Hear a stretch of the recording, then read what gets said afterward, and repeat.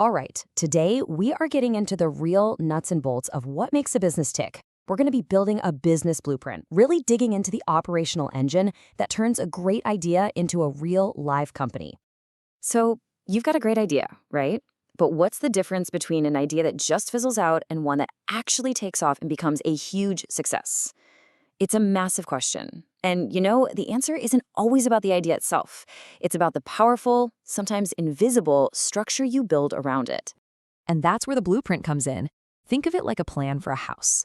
For businesses, a great tool is the business model canvas. And today, we're zooming in on three of the most important parts, what I like to call the engine room: your key resources, your key activities, and your key partnerships. So here's the game plan. We're going to start with your assets, your key resources. Then we'll look at your actions, the key activities you need to do. After that, your allies, the key partnerships that give you an edge. And then we'll tie it all together with a real-world case study to see how it works. First up, your assets. Let's talk about key resources. This is the absolute foundation. It's the stuff everything else is built on. So what are they, really? Well, key resources are the essential things your business needs to actually create value and get it to your customers. Without them, the best idea in the world is, well, just an idea. They're your strategic building blocks. And they tend to fall into four main buckets. You've got your physical assets, like a fleet of airplanes or the kitchen in a food truck. Then there's intellectual property. Think of a secret recipe or a really strong brand that everyone trusts. You've got your human resources, the actual people, their skills, their expertise, and of course, financial resources, the cash, the credit, the money that keeps the whole thing moving forward. Okay, so you've got your assets figured out. You have the planes, the brand, the team, the money. Great. But assets just sitting there don't do a whole lot. The real question is, what do you do with them? How do you put them to work? And that question leads us directly to our next section, your actions, or your key activities. This is where you actually start doing stuff and putting those resources to work. Let's put it this way. A key activity is one of the most important things a company absolutely must do to succeed. So if key resources are what you have, key activities are what you do. These are the mission-critical, can't-live-without-them actions that define your business. And these activities usually fall into three camps. There's production, that's pretty straightforward, right? Designing, making, shipping a thing. Then there's problem solving. Think of a consulting firm or a doctor's office. Their whole job is creating unique solutions. And finally, you've got platform or network activities. This is all about managing the connections, like running a website like eBay or an app that connects people. All right, so you've got your assets, you know what you need to do, but here's the next big strategic question. Can you really do all of this by yourself? Or maybe even more important, should you?